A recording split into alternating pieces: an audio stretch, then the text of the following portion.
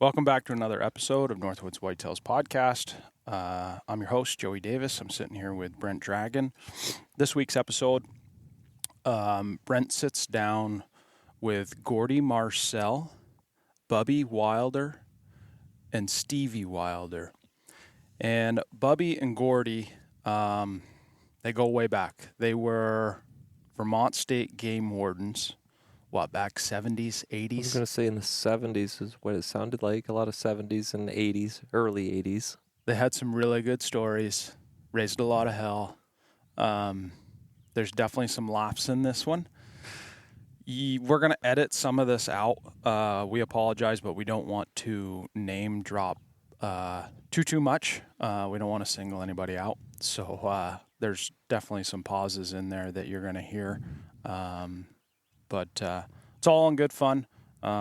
These guys got some phenomenal stories. They brought back some great memories, and I think you'll enjoy it. And my father was involved in this podcast too. And Beav was involved in it. Yeah, he had a couple stories in there. That, of course, he spent a lot of time with Gordy hunting up in Maine and stuff. So he heard a lot of these stories before, but it was good to have him as part of it. You even get to hear Beav tell a story in there. Yeah, a little story about doing a little illegal action. Yep. So if you guys listened to the last podcast with Trav, John Moulton, and Mark Head, they talk about summer shooting in the off season, and we all know, the expense that goes behind, shooting your deer rifle this time of year. Those of you that want to shoot a 22, you can look up the Harold Torrey Company, or is it just Torrey Rifle? Torrey Rifle Company. You can find them on Facebook. You can find them on the web. And that's that mount that we advertised here this past winter and spring. And he can make a mount for you to fit on your 22 so that you can just take your deer rifle scope and put it on your 22. And you can also shoot a peep sight on that 22. So it's cheap. It's good practice. Recommend all of you guys doing it. What else, Brent? That pretty much, I guess, sums it up. The like you said, the Torrey mount is he's building them now for 22s. I just put one on mine, and it's no different than being on my rifle. Has this makes it pretty easy to go and shoot with that. Inexpensive, I guess, in his mount. I think his mount, don't hold me to this, but I think it's like $150, $60 for the mount, and it's quality for sure. Very, very reasonable in cost. Mm-hmm. One other thing, I guess you guys want to be on the lookout is Darn Tough's going to be releasing the 2024 hunt sock here pretty soon. Something that we've kind of kept to ourselves about, but we helped those guys redesign the line of socks, and those things should be coming first part of July, I believe. So definitely be on the lookout of them. They're phenomenal socks. Most of them wore them all this past deer season, shed season, turkey, you name it. So without further ado, we're going to dive right into this podcast.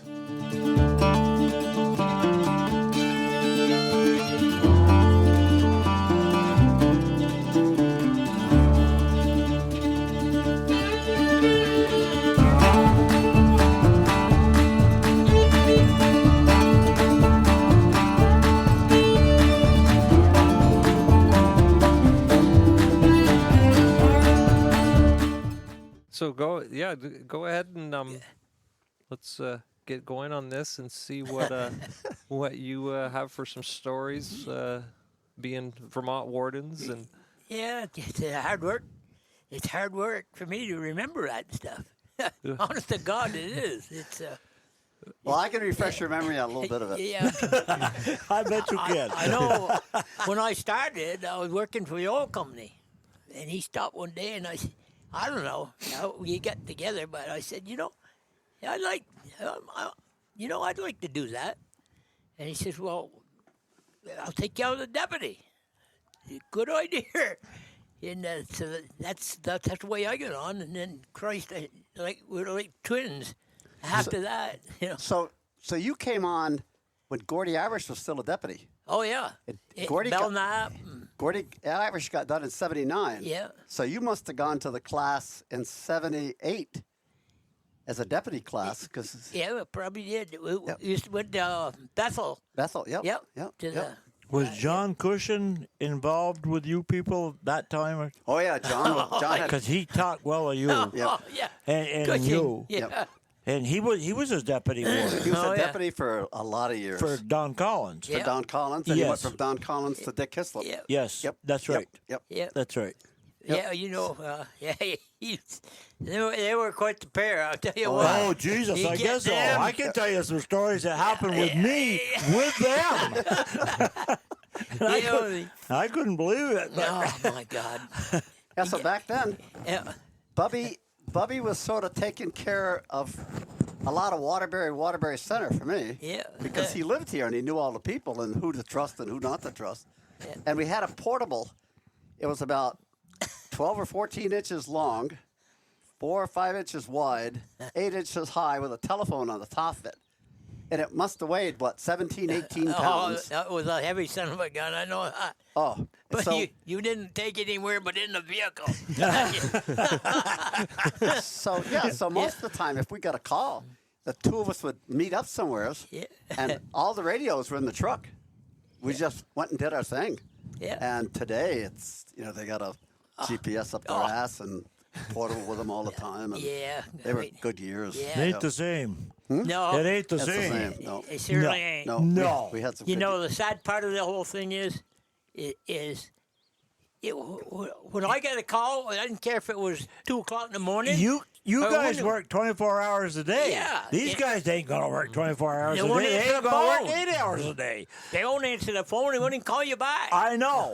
I know. Yeah. So on 2 different occasions, I remember talking about that. We were having dinner at the steakhouse, Yeah. Yeah. and the orders had gone in. The Yeah. call came. What's your? Everett, you want to call us money? Yeah, but who's the little girl that took care of that? She's your friend there Yeah. at the steakhouse. Yeah. Anyway, she came Yeah, out and said, "Gordy, you got a phone call." I Yeah. said, "Who the hell knows I'm here?" Yeah. so I go in and answer the phone, and it's Everett Coffee, and he said, "Well, they just shot 3 deer down on Bolton Boat Flats." flies. Bolton Flats. Yeah. Yep, Bolton Flats. Yep. And there was a van involved. So we left the women, because Bubby had his car, I had my car. We left the women with the 4 orders and got one of the vehicles and went and sat on that, got some communication somewheres, and sat on that and got them with Get them. 3 deer, Yep. five of them from Canada. Yep. And, yep. Wow. Yep. Wow. Just come down off where Boat Falls there, and you start across the flat. There's that side hill there where all the softwood was there. That's they shot them off that bank. Yep. By Atwoods. Atwoods. Okay, And okay, yeah, Jimmy yeah, I know Callahan's, what you're yep. talking Yeah. about. Yeah, Yeah. yeah, Took us a while to catch them, but yeah. There was Yeah. a hell of a snowstorm, right? Yeah. Then we chased them. They got the deer loaded, but we couldn't catch them because the roads were so slippery. Yeah. We chased them for a hell of a ways before we got them stopped. yeah. Wow. Yep. Yeah. All from Canada or somewhere. Oh, Yep. Christ. They were Yeah. from Canada? Yeah. I think so. Yeah. Yeah. Yeah. Yep. Yeah, Yep. they were. Yep. Yeah. I It don't know was a what the good- hell they were doing or why they wanted to do that, but, being like that. But they whether they were staying somewhere around, they had a camp, I have no idea, and they wouldn't admit nothing. No, no. Nothing. Didn't. So we You had didn't get nothing out of them. we had cash bail set. We could take cash bail back then. So I had the judge, and I knew all the judges. They set the fines. We took the cash, and took the deer, photographed everything, and never heard from them again. Is that right? Oh, Never yeah. heard Yeah. from them No. again. No. They just Huh. yeah. Well, they didn't do no time or nothing. No, they did. They paid the fines. Yeah, but they didn't go to jail no, or they didn't go nothing? to jail. No. No, Yeah, no, no. I'm sure they went back to Canada, and that Yeah, was the end of yeah, that. yeah, Or they yeah. went somewhere else in Vermont where nobody had Yeah. caught up with them or something. Yeah. But- Tell them that story about what happened to you, what you did when you went with us to Maine hunting, and you had to be home on Friday when you wouldn't tell us why. Tell that story. That's a hell of a story. Well, they invited me to go hunting with them, and so I went up. There was you, me and Bernie Champney. And Tuffy. Me and you and him, Yep. the three of us. Three of us. We went to Maine. We were planning on hunting in Maine, and you asked if you could go along and hunt with us. And Yep. you said there's only one thing: I have to be home by Friday night. Yep.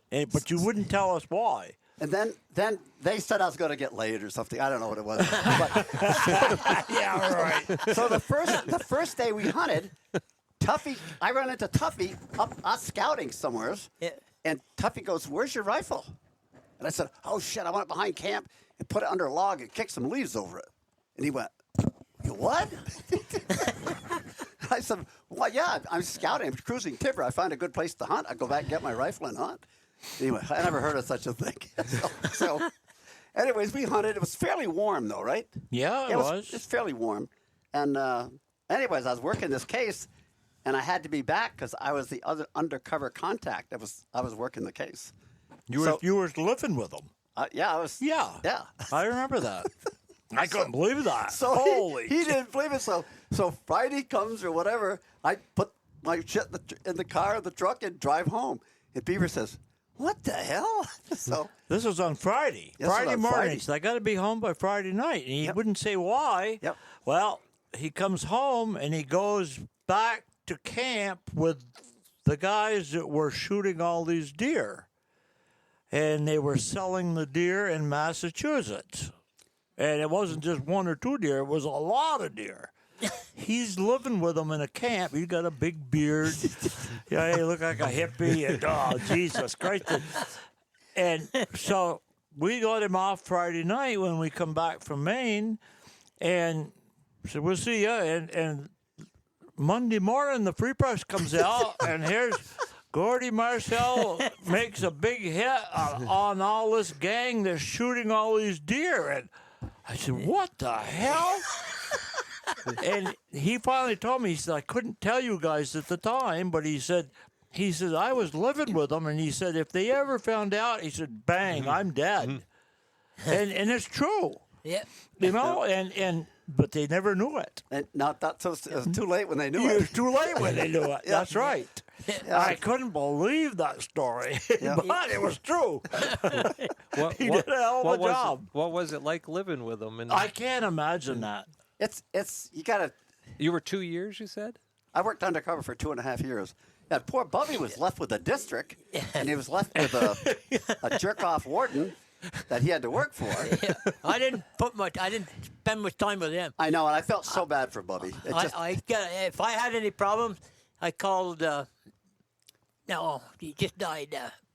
Ron Gagne. Ron. Ron I Gagne. called Ron. Ron, I need help. Yep. Yeah, Yep. poor Bubby. Yeah. And it was a tug of war for me because I knew the longer I was gone, the more my district would fall apart, the more things were happening, Right. and people found out about it.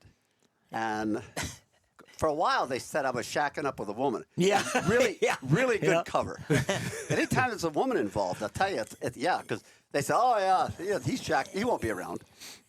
And so yeah, it's good cover. Yeah. But I felt bad Yeah. for Bubby.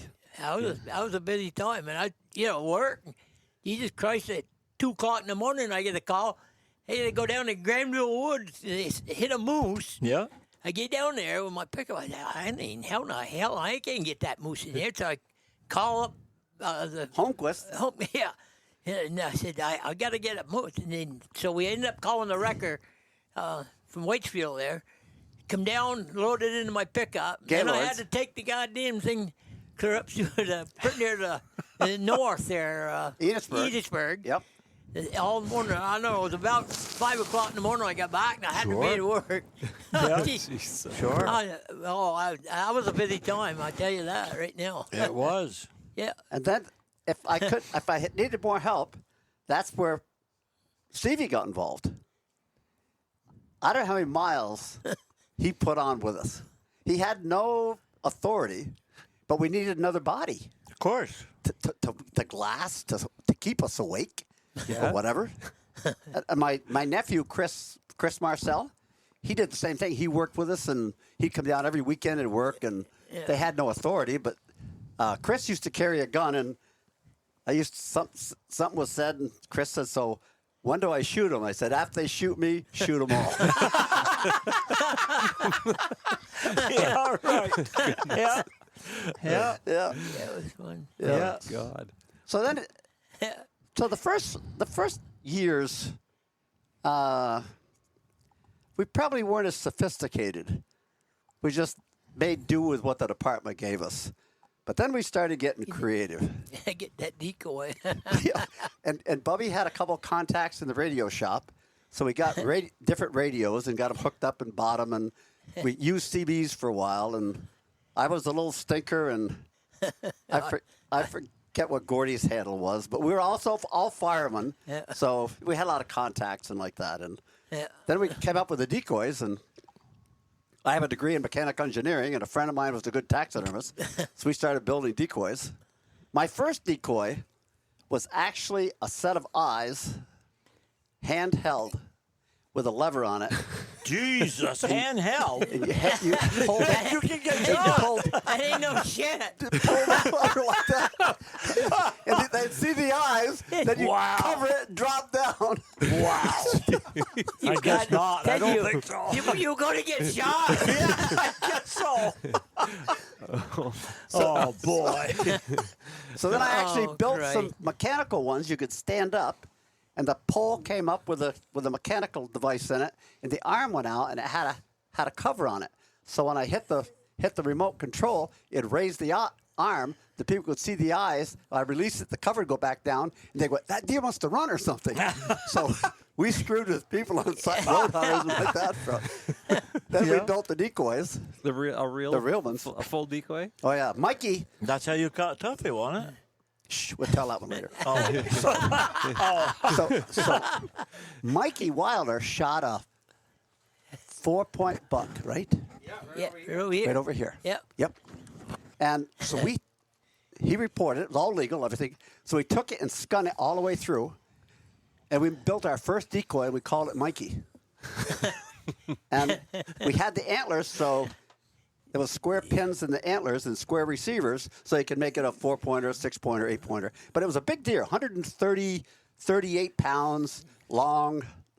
And we named it Mikey. And in the end, when I finally retired Mikey, I used to take foam guns, put it in the backside because it got shot so many times. Oh. And put the foam to it. Yeah. And fixed the hair, and I combed them all down. And Mikey at first only wagged his tail. Yeah.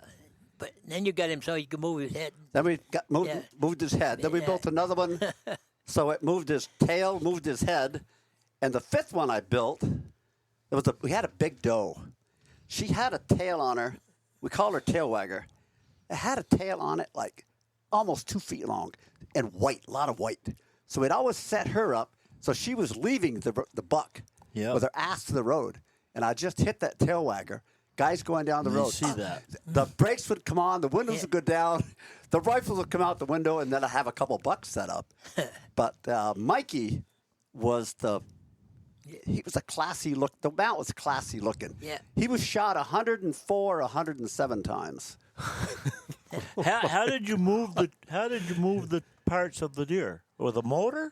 Yeah, I had little servos, and I had them in the ass. Then you got to have the wiring stuff, and all the servo would do was it was set up so when it rocked, it would wag her tail. Oh. And then we cut the head off so that the head, when a deer's standing, it turns its head. There's one main place that moves on the neck basically. Yeah. And there was a rotary in there, a disc Oh. with teeth on it and stuff, and that would rotate. And so if you wag the tail and you figured right about now the deer's going to move his head, and it moved his head, it was psyching those guys up. Yeah. And the last one I built, I put 3 servos in it, and I cut the left ear off, and I put it on a flapper with a taxidermist. So the Ear would car flapper. would come up, and the deer would be standing there and wag his tail, then it'd turn his head, and then it cupped that ear. And when they cupped that ear, the gun would go off. Bang. But it's getting all that shit into a truck. Yeah. That's got to be a job. So he's active ward. No, he retired. Yeah. So we had a trainee come. I don't want to use his name though. No. And I said, so you got to be available at 2:30. He said, tomorrow? Yeah. We're not going to work in the morning? Yeah, 2:30 in the morning. Yeah. Well, I don't have to work at 2:30 in the morning. Oh, okay. Yeah. So a lot of operations, we would leave early in the morning, 2 o'clock, 3 o'clock. We'd set them up for early morning jacking. And then when the early morning with jacking was over, we'd peel the reflectors off their eyes and relocate them, because some of the time we had, for daylight operation, we like to have orange on the back in case the hunter came in from the back. Yeah. Redo them, find a new place and reset them, and then you get the early morning hunters going by. And so some of the time I'd find out where they would mark a tree or set a Coke can on a stick, and there was a crossing there somewhere. So I'd find those areas, take an old rack, go out, scrape a tree, make it look like a buck was hooking. He's out there screaming, what the hell are you doing? He says, well, we're going to set a decoy here. We're going to make it look good. So give me some of that. So that's the stuff Stevie did. It helped us lug decoys, and he worked his ass off for nothing. Make it look like you're there. Hookings all over the place right there, right? Sure. Yeah. Yeah. Go there and scrape them with your knife. Just peel the bark off the trees. Yeah. Oh, yeah. It's realistic, that's for sure. And we'd set them up, and the road hunters would come by. And so we had set. Were you there when Larry Shepard? We're over in Calais that morning. I weren't there that morning. Okay, so Larry Shepard was a convicted felon, and we set the Were you there? I think so. Yeah, you were there. Ganya was a chase vehicle, and so Bubby, I think you were a chase vehicle too. So I had the decoys set up, and this pickup truck comes down the road, and there's a stone wall there. I'm down over the stone wall, so he's shooting it over my head, and the decoys are right out there. He sticks the muzzle loader out the window. Muzzle loader. Boom. And I go, Larry Shepard, Gordy Marcel, you're under arrest. He goes, where the fuck are you? And I said, look up in the trees. And he is actually looking up in the trees for me. Oh, boy. Yeah. Yeah. That decoy was something else. Oh, they were. Oh, them son of a Yep. bitches. Yep. Do they use them today? They don't know how to use them. I was going to say, I don't think so. I don't think. I don't think they got enough life to They use don't do them. nothing then. Because they set up Quite one honestly. deer in the middle of a field somewhere. Yeah. And they don't put you got to think like a hunter. Well, when you yeah. set it up. Huh. But They don't even, in 1 week, they don't put in the hours we used to put in 2 days, I swear to God. no. No. Jesus No. and Christ. some of our favorite players, and I ran into two of them after I retired. I was going to cry because I retired, and he was going to cry because he was going to miss me. And that was Timmy Perry. Yep. Timmy Perry and Howard Duran. I still see him today. But Timmy Perry I arrested him, I think, 19 times. Wow. That many times? That many times. Wow. So He's bad news, that boy. we were working in Calais, and it was opening morning of rifle season up on the Sheraton Road or somewheres up there. And this car goes by. We have the decoys set up, and he shoots Mikey. Yeah. I think I had that many of them back then, but he shoots Mikey. And we stop him, and Mikey is back there. The stop is up there, and there's fresh blood on his bumper. And I went, Timmy, my deer has styrofoam steaks. Where did the blood come from? Yeah, right. He wouldn't let us open his trunk. Said, okay, you don't have to. I'll take pictures and everything. And I said, we'll call for a ride for you because I got all the paperwork. And I said, well, what about my car? And I said, oh, no, I'm going to keep your car for a while. I said, you can rub my nose in it if you want to, but I'm going to keep your car for a while. And you're going to take your pants off because you got blood on your pants. I'll let you keep your shoes.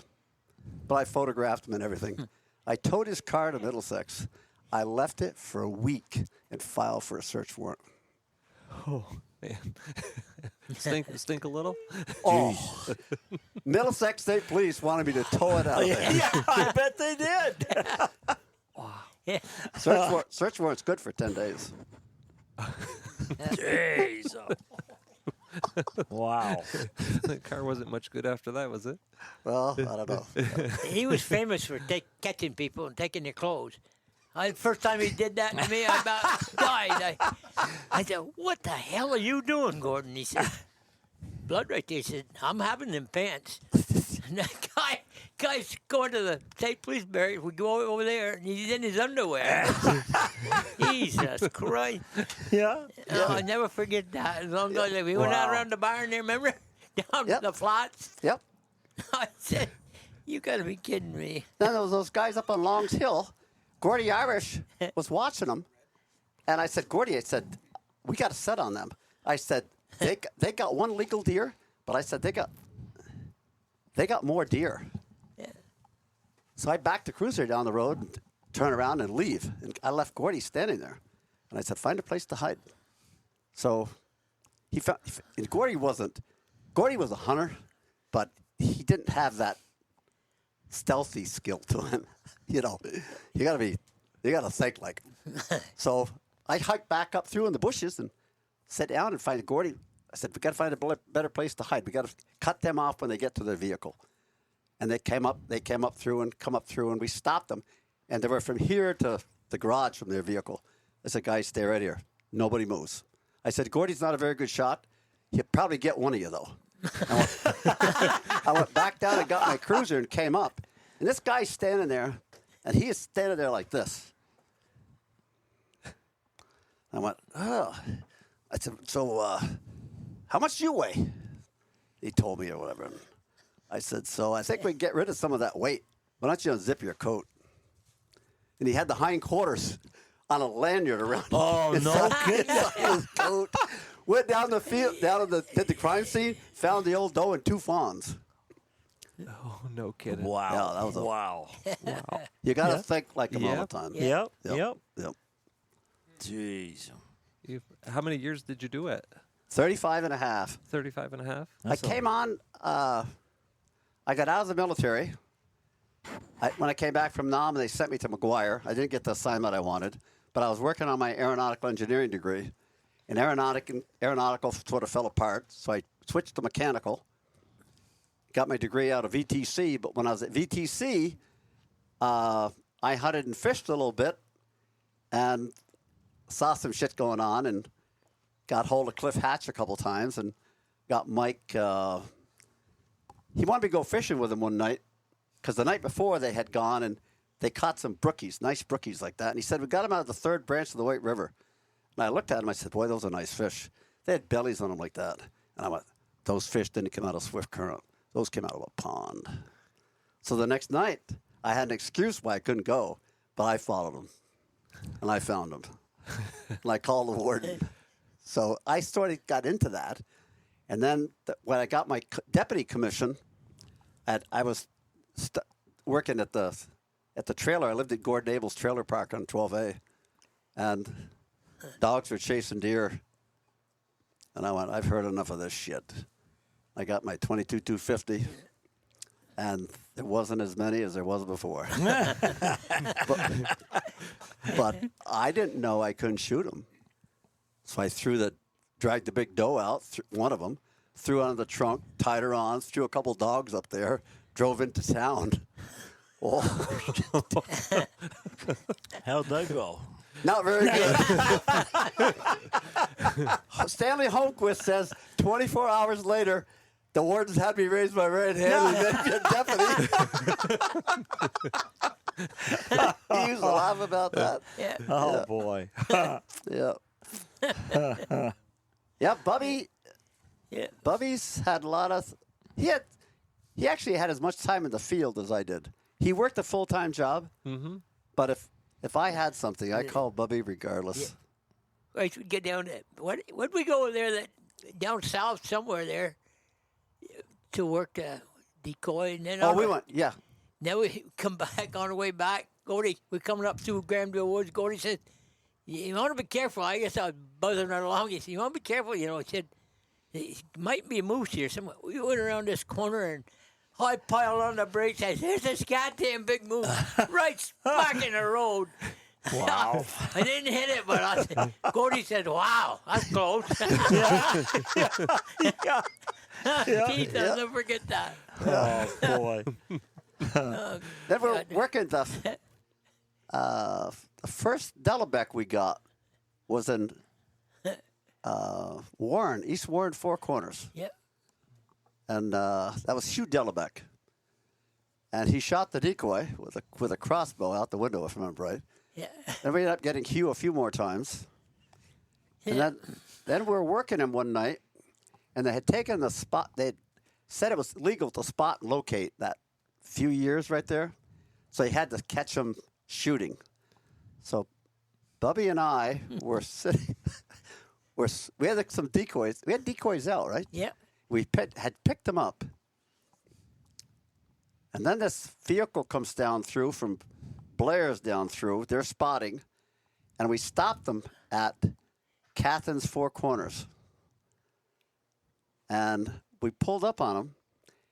And I said, "Bubby, something's up. They look like they're going to run." So it was almost a T-bone stop at a T intersection. Bubby gets out, leaves his door open. He walks to the vehicle. He gets just about to the vehicle. They take off to come around me. I put my truck in reverse. I think I had the deer rack on. I floored that thing and tried to ram that deer rack right into the side of that vehicle. I was going to powder them right there. I missed them. They got by. So I dropped it down to drive. Finally, the passenger door closed. I tried to hook the seatbelt. It didn't happen. Seatbelt's over this arm. By then, the cruiser is wailing at about 75 on a dirt road after them.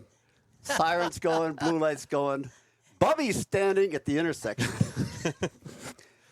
I stood there for 15 minutes. I said, "Where the hell?" Nothing. I hear nothing and nothing. I said, "Where the hell is he?" So finally, I started walking. I walked all the way down. I get down there, and there it is. He'd got off the road. Son of a gun, you blew a tire or something. Blew the left front tire off the rim. He ended up taking him, lugging him off to the hospital. Oh, no kidding. Oh, that truck? Oh, Period. Every piece of that truck had got hit. Yeah. When I got up on my hands and knees, I had gone out the window or the door. I don't know. Wow. It threw me out. Wow. I was thinking Beaver on the racetrack. Yeah, right. Yeah. Wow. So Bubby comes up. And I said, "Can I say anything I want to say?" And I said, "Bubby, I had a big, what do you call it, like a contusion or something in my leg? So a muscle blew up." And I said, "Bubby, I think I broke my fucking leg." He goes, "You can't. You're walking on it." Lots of sympathy. Thanks a lot. The top of my head was all scun up. Oh, boy.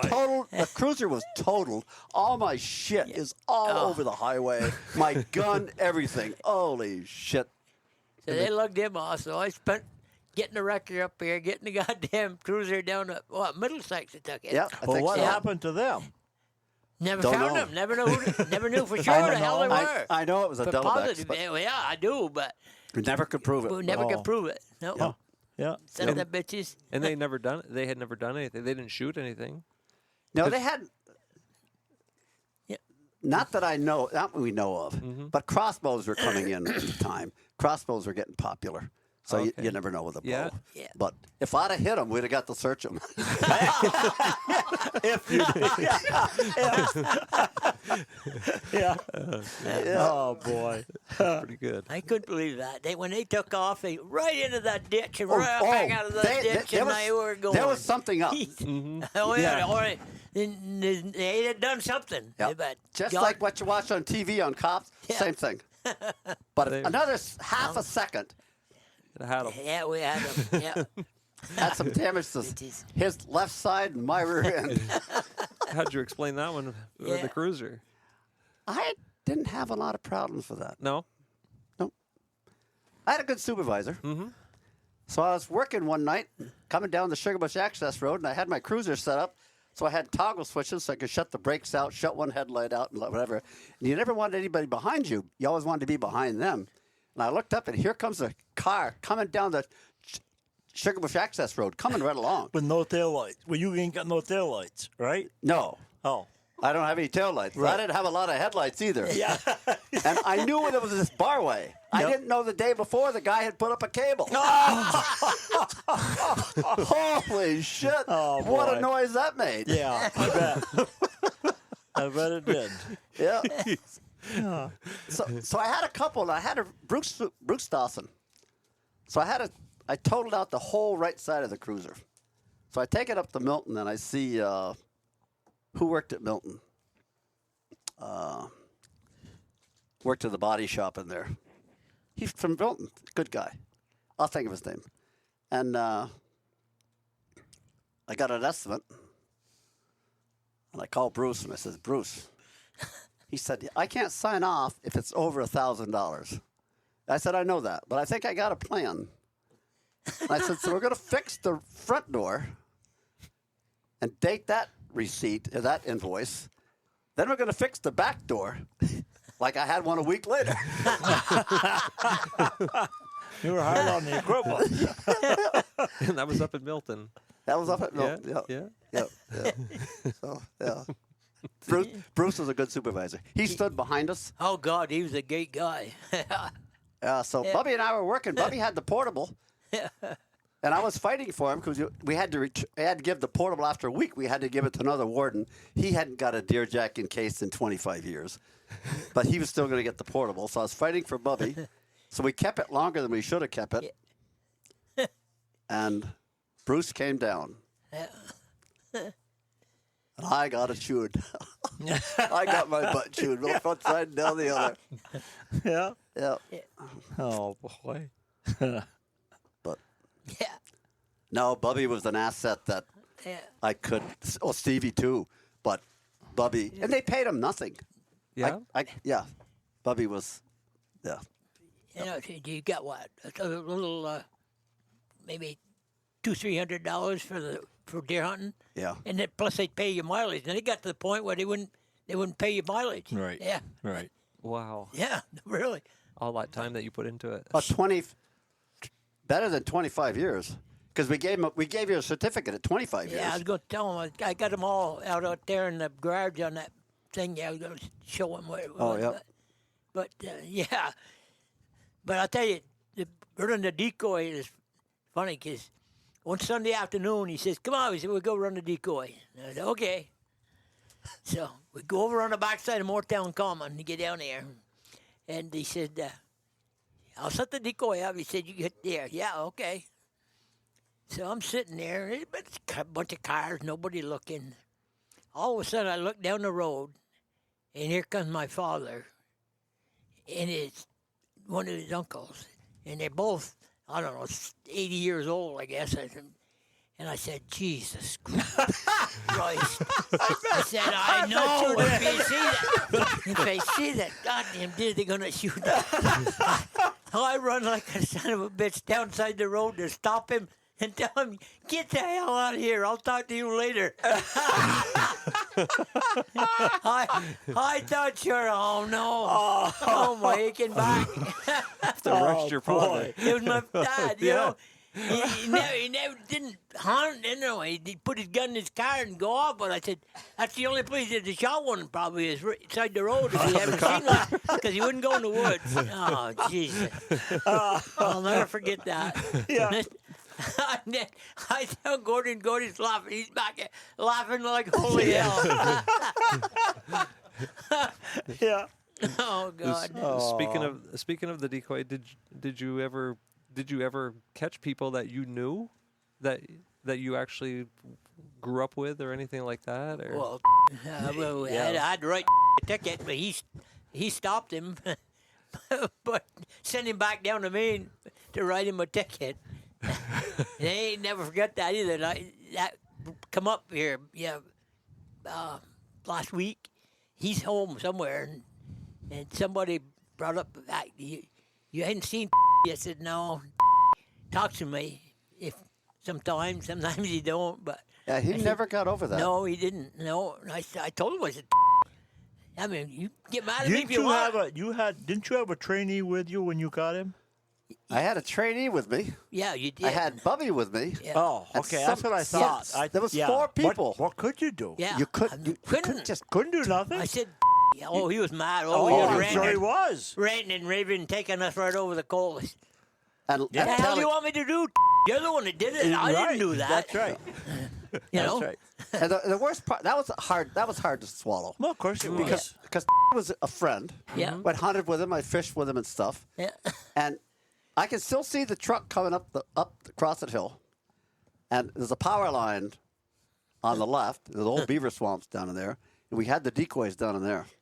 Were you there? No. It just past my house, though. Yeah, I know that. Oh. So you can hear, we're filming. You can hear his radio on the camera. Audio. Oh. He reaches over and shuts it down. It's Thanksgiving morning, right? I don't remember. Yeah, it was Thanksgiving. And he went for a ride in the morning, and we were there. Yeah. I'm positive it was morning. Yeah. But he sticks the gun right out the window, looks around, sticks the gun out the window, and I said there was a 5 or 6 point buck out there. Yeah. And he shoots it. And, of course, we stopped him immediately.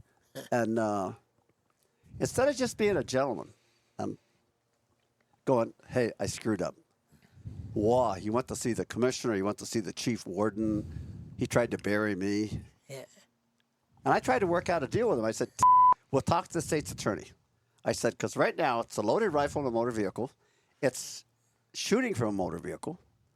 So that's 20 points. He'd lose his license for 3 years. I said, yeah, talk to the state's attorney. We had too. And the state's attorney says, well, you know, if we find him, if he went through court system, he'd pay this, this, and this. And if we're going to give his license back, we'll work out a deal. So the state's attorney said, how about $800? I said, yeah, he'll pay $800. No way in hell. He wasn't going to do it. Is that right? Yeah, wasn't going to do it. Wow. So he fought it. And I don't remember how he come out. But I don't remember how he came out. No. I don't know either. I don't know. He didn't talk to me for quite a while, and he talked to him. Well, Oh, he didn't obviously him, but he talked to me for quite a while. Huh. Yeah. You know, and he does now. Yeah. Once in a while. Probably Yeah. been what, 30 years? 25, Yeah, 30 years? 20 shit, years, been probably. More than That's that, ain't it? Probably is Yeah, more than that. I think it's Yeah. more than that. Yeah. Yeah. Yeah, because I was involved with the arrest of my brother, my brother-in-law, and my nephew. Wow. And I just used to tell everybody, Gordy walks down the middle of the road. I don't care where you come from or who you are. That went over like a fart in church. What did? Yeah. Yeah. My father said to me on that Thanksgiving when Larry shot that doe, he said, why don't you in your little green uniform stay on that side of the mountain? And I said, Dad, why don't you and the goddamn hombres stay on your side of the mountain, too? Holy shit. I guess so. Yeah. I arrested the chief of police from he was from Montpelier. He came from California. He'd worked here about 6 or 8 months. Some sergeant down in Jones Brook Road took him to a license agent, and he hadn't been here just a few months. He bought a resident license without being here 6. Mm-hmm. Oh, he was going to chew us a new. Yeah. Till Terry Trono got hold of him, who was a state's attorney, and we had the Oh, Terry was good to us. hell of a good man. But he knew we worked at it. And he, if we brought somebody in, it was, you know, Sure. there wasn't no crap about it, Right. you know? Yep. Right. Yeah, we give a lot of breaks. We did. Oh. We Yeah, did. that's what I was. If we- I was wondering oh, yeah, that. I give a lot of breaks. A lot of And breaks. Yeah. Tell them, you better cut this out. Next time it is, Yeah. it's going to cost you, you know? I've done that I don't know how many times. Yep. Yeah. Yeah. Yeah. We've Yeah, heard- we weren't ticket happy, Yep. but we don't. It's like going fishing. You don't. If you're going fishing for salmon, you put salmon bait on. You don't put worms on. You know, and so we knew who to fish for. And the Perry boys were big. We went after them. Yeah. And Cubit. Cubit. Yeah. And Judge Kennard, I had taken this. This is the 9th. Pat Leahy was my first prosecutor in Chittenden County. I worked for Pat. And I worked an undercover case for Pat. And it was in 1974. And the subject was Bobby LaFave. Oh, boy. And I was working Bobby LaFave. And tried to work undercover and uniform at the same time. And Mert Larrabee down at the North End Bar was buying the deer. And I had an 8-point buck. I knew him by name up in Warren Four Corners, and they actually shot him and sold him to me. And I'm going, oh, shit, this bust my... Oh, I was paying $200 for a deer. And so election is the first Tuesday in November. And we had it all set up for some more buys on that following Friday and Saturday night. And Pat Lee, he said to me, he says, I have the news release already written. And I didn't know Pat that well. And he wanted that big spread before the election day. Oh, yeah. Okay. I still have some of the articles. Oh, yeah. And so Pat pulled that one short, but we got Bobby real well. You did. Yeah. Bobby's one of our best friends. Bobby turned He out... texts me every morning. He comes in and has coffee with us. Last. Yeah. So And son of a bitch. a lot of my good friends, Brian Sheehan. I was sitting in Alan Neal's garage. There was a bunch of doe out in the field, and this pickup truck would go by, and I could tell somebody was in the back, and they'd stand up with a bow to shoot an arrow out of the back of the truck. I got him stopped, and it was Brian Sheehan. Yeah. Same thing. He paid his fine. Good friends. Yeah. Yeah. Yeah. I'm good friends with the family. Yeah. Larry and I are really good friends. Yeah. Yeah. Yeah. But it all depends on, I guess, it really busted ego, and you just got to get over that shit. Yeah. I don't want to say too much right here, but something about who cast the first stone. We can all think back probably on a situation where we were probably in the wrong. I got a lot of sins to tell.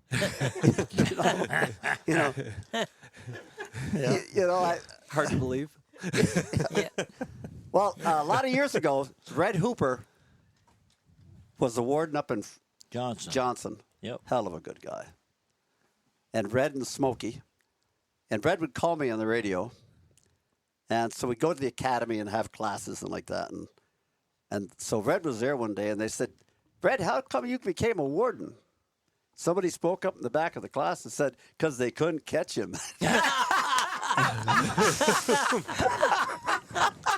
Because they couldn't catch him. Oh, boy. Yeah. I learned a long time ago that I think that's what he was doing too. If you're going to do it, you want to do it alone, no witnesses. Yeah. Yep. Do you remember that time we were down on the backside of the river watching them two guys fish? So we drive over there. They're coming up over the bank, and you said to the first guy, "You got a license?" Well, he says, "I think I left it at home." And you said to the next guy, "Come up." Said, "Hey, does he have a license?" Fuck no, he said. No, you said, "Are you willing to testify in court that he has a license?" The guy's like, "No, he ain't got one." Because there's a section that says, he who aids or shares in the proceeds shall be punished as a principal. Oh. I used to use that a lot. That was funny. I said to him, I bet that was a quiet ride home. Bet it was. Then I was watching some guys that they stocked the trophy section in Waterbury behind this complex, and I'm watching those guys, and they allowed 2 fish, so you got to watch them and see who catches the fish. But when one guy catches 2, he has to put his rod down if he's going to continue to take, I suppose. But he can catch and release. No, those guys don't catch and release. Those guys catch and somebody else gets the fish and like that. So I was watching them, and they're getting ready to leave, and so I walked down, and one guy had caught 3 fish. One guy had caught 1. They had passed joints back and forth, the pot and smoking and shit like that. So the guys were giving me a hard time to start with. And I said, well, I've been around a while. He said, yeah. I said, I've been here for a while. And I said, when you went behind that tree to take a leak, I can tell you how long Junior is. So you can play this game if you want to. I suggest you don't. I said, you caught 3 fish. You have the pot in your left shirt pocket, and you have the burning pot pipe in your right pocket. It must be getting hot.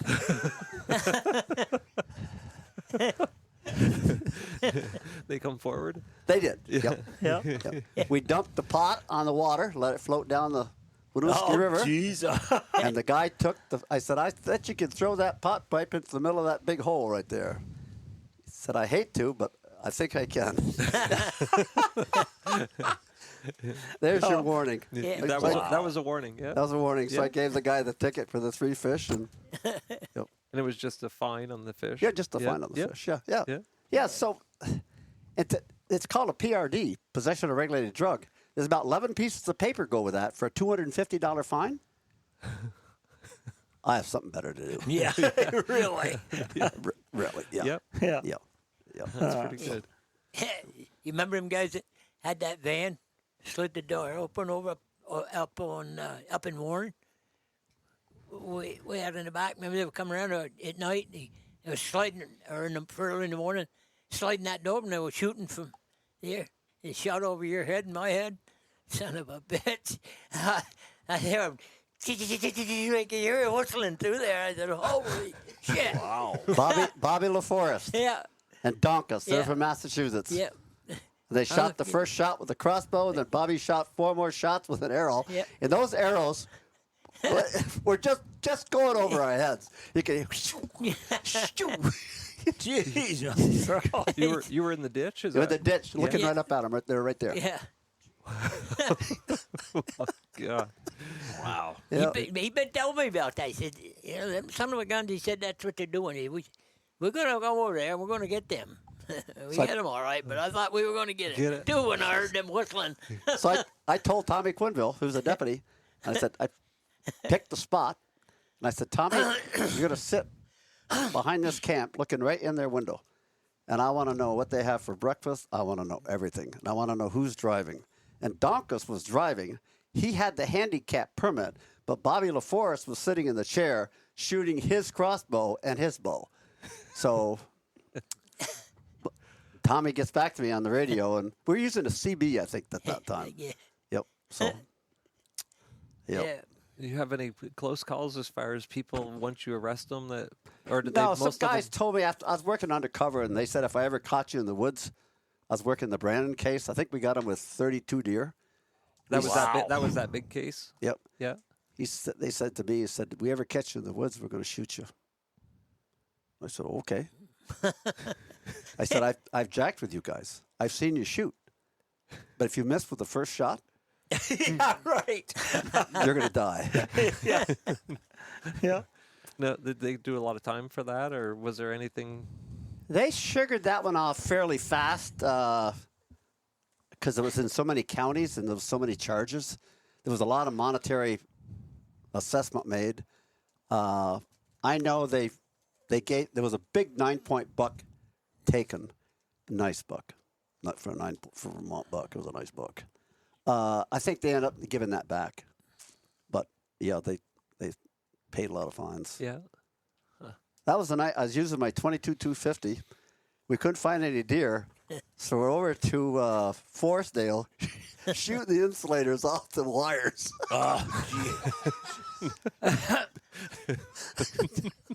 Jeez. Yeah. Wow. He told me some of that stuff. That he says, crazy, it'll be after you too. Yeah. No kidding. So But you working had to- undercover, you can't do one of the primary functions of the take.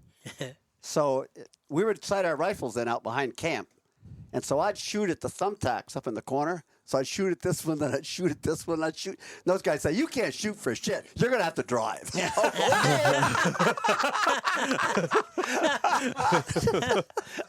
Oh, boy. Yeah. So that's how you avoided that. Yeah, avoid that. Yeah. Yeah. So I was in the bar. I'm a hell of a drinker. That right there would put me, if that was beer, it would put me right under the table. So there's a cactus in the corner where I used to sit. That cactus had a lot of beers. Every time I went in, it was looking better. I think I'd like beer better. So I'd dump my beer, have to go take a leak, went to the men's room, fill up with water, come back out. And, yeah. No one ever caught Well, on? I think the waitress had caught on. Yeah. But those guys, you know, some of them don't have a full They're too deck busy. to start with. Yeah. They're too busy. Yeah. Yep. But it's a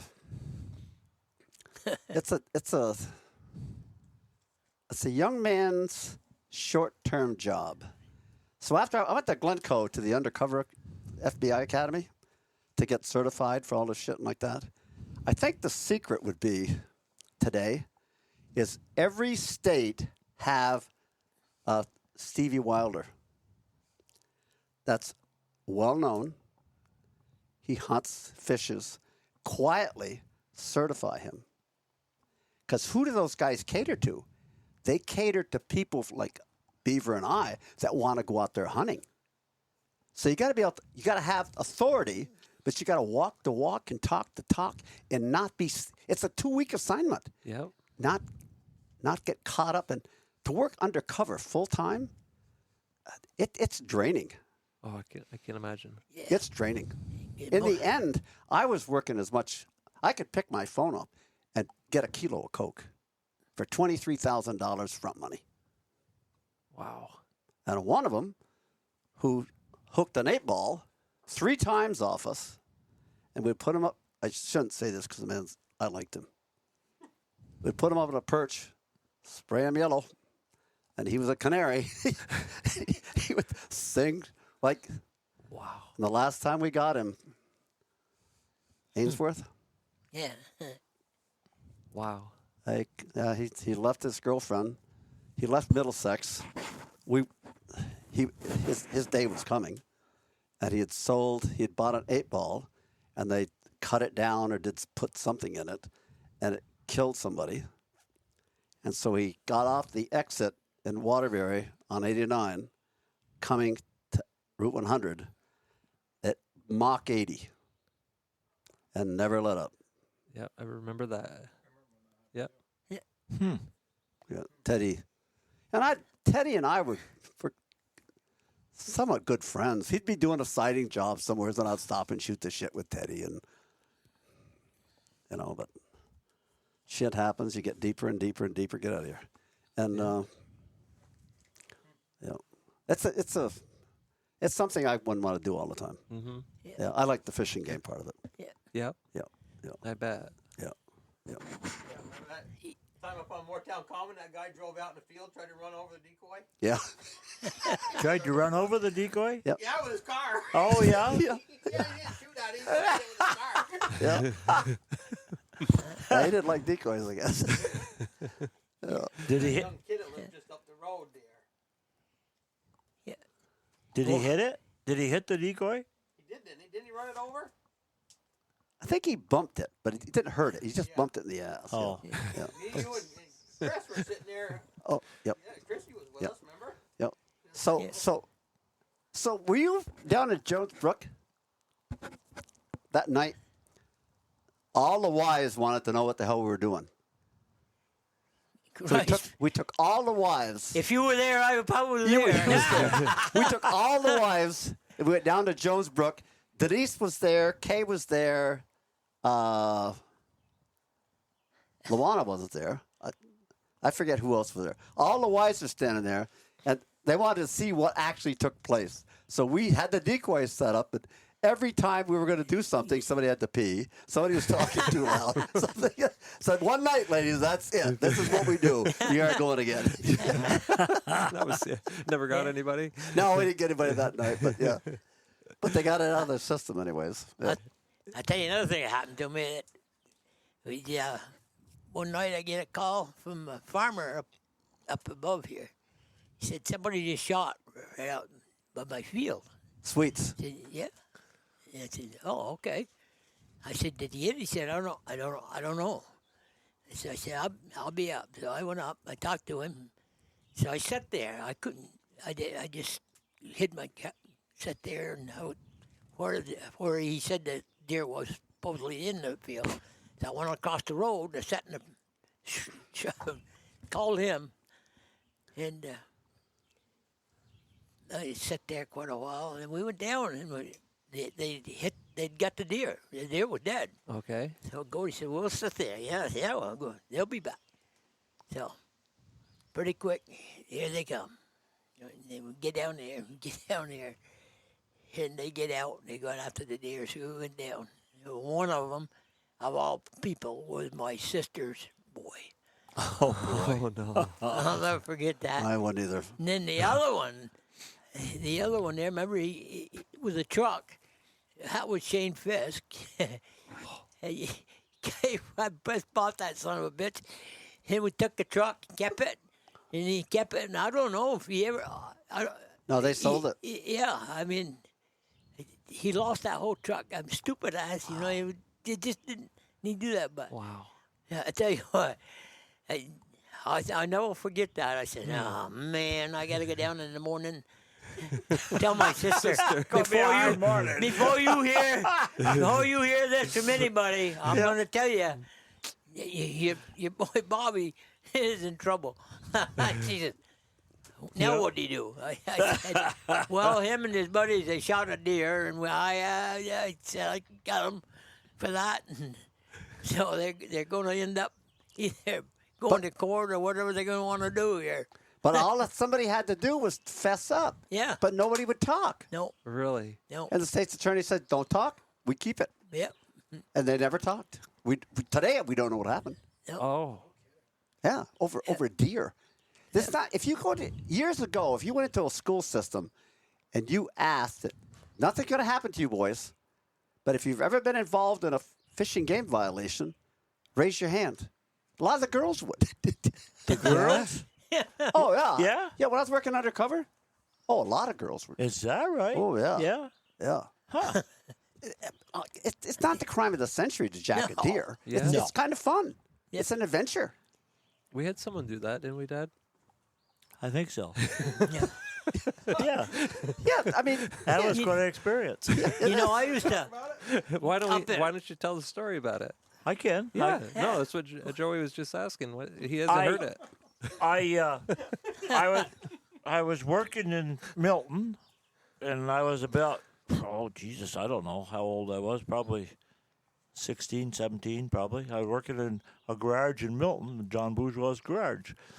And back then, that was basically the headquarters for the Vermont State Police. They'd come there, they'd get all kinds of information they wanted. Plus, we had records that we would pick up about every wreck there was. Yep.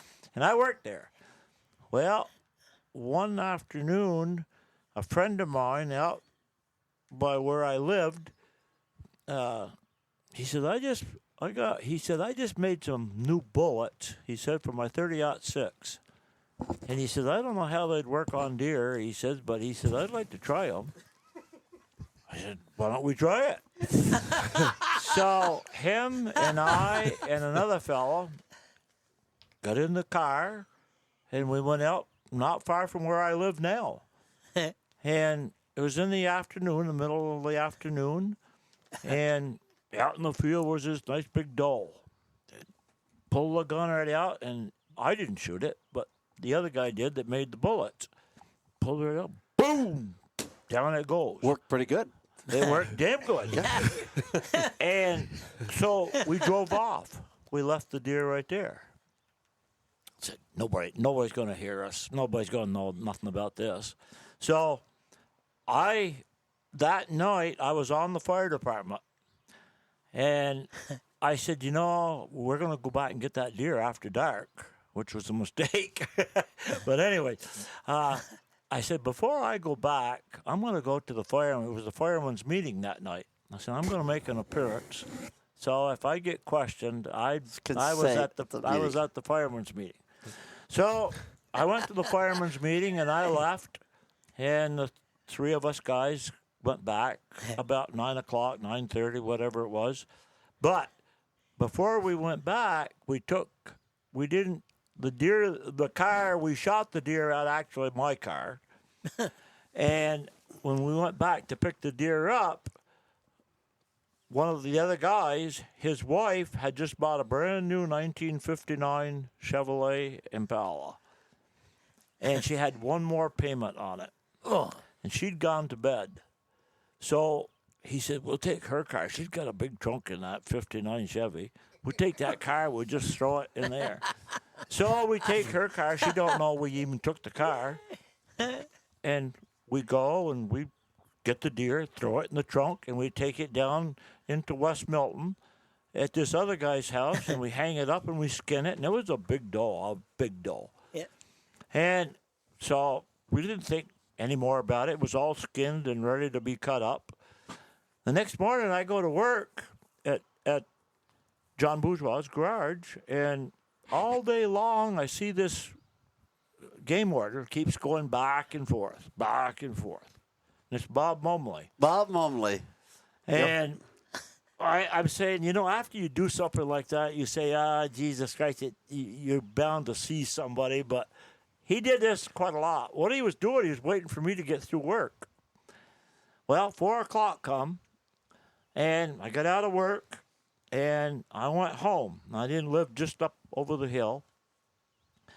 And I was in the house, and a knock come on the door, and he come to the door, and he says, can I talk to you for a minute? And, yeah. And I'm saying, oh, Jesus, what the hell does he know about what I did? So anyways, he says, can I see your rifle? He said, what did you do last night? He said, did you go hunting last night? I said, what the hell are you talking about? I said, of course I didn't go hunting last night. I said, I went to a fireman's meeting. Yeah, but he said, what did you do after the fireman's meeting? I said, I didn't do nothing. I come home. Can I see your gun? And I had cleaned it after we shot the deer. I cleaned it, and it was up in my room.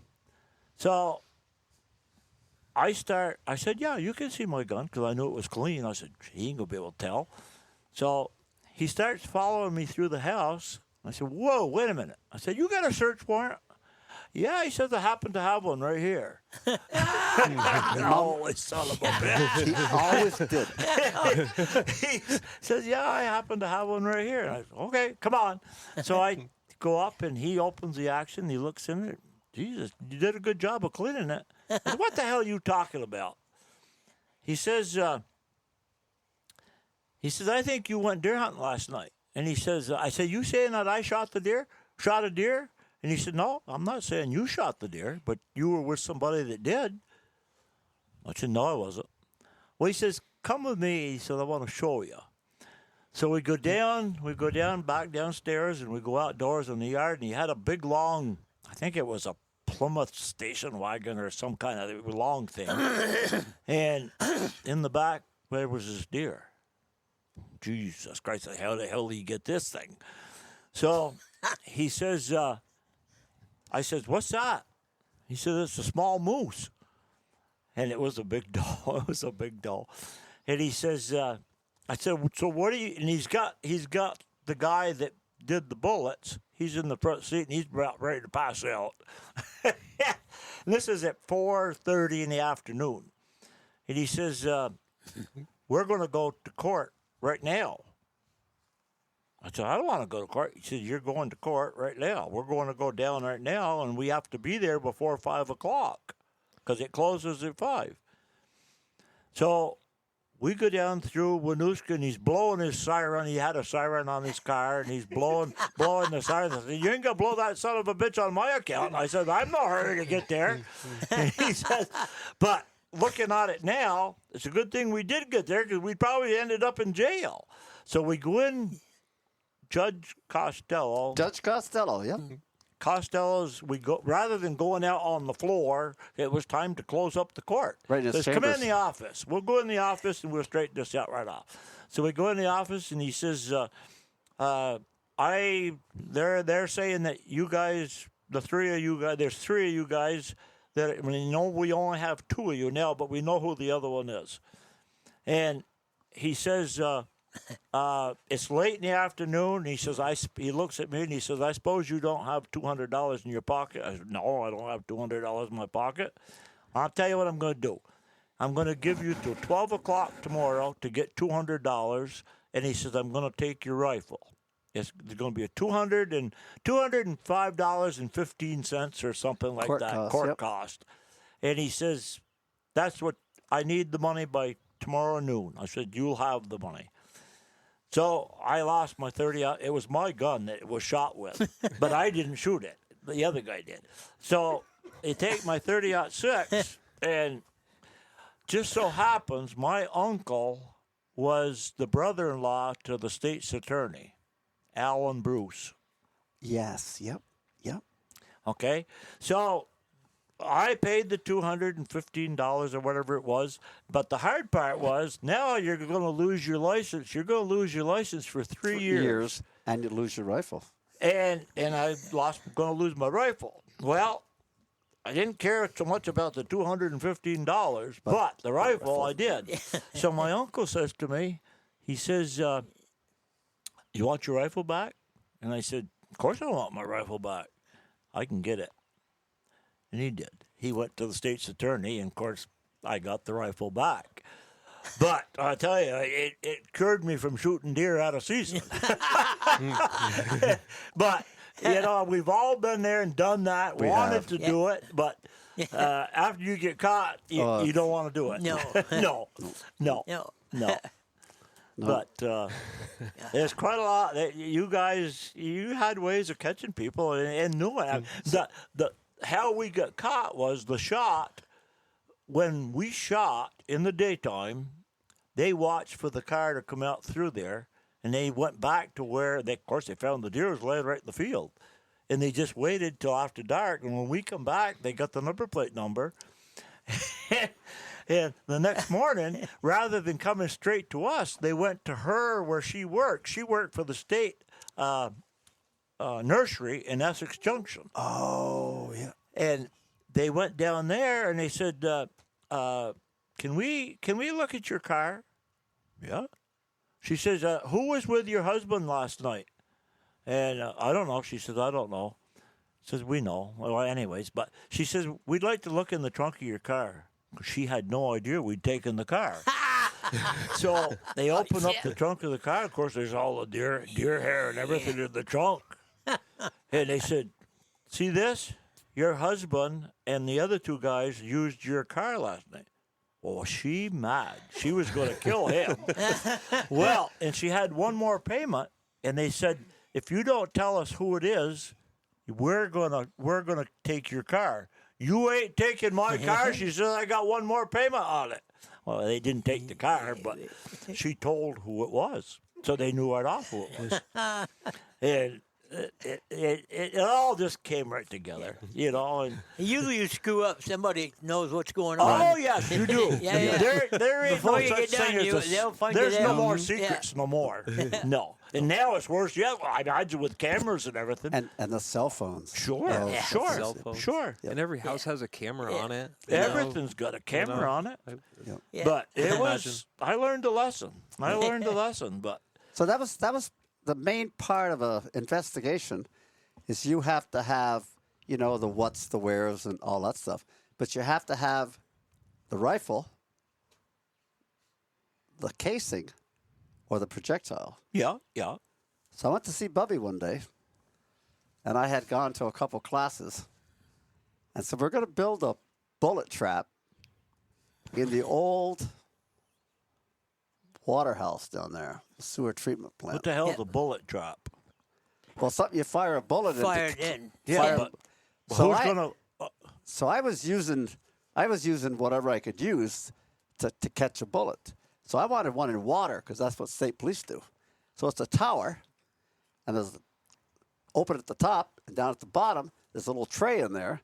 So you fired the bullet down through there. And it goes down through fairly fast, and it just drifts down through to the bottom. You pull this little tray out.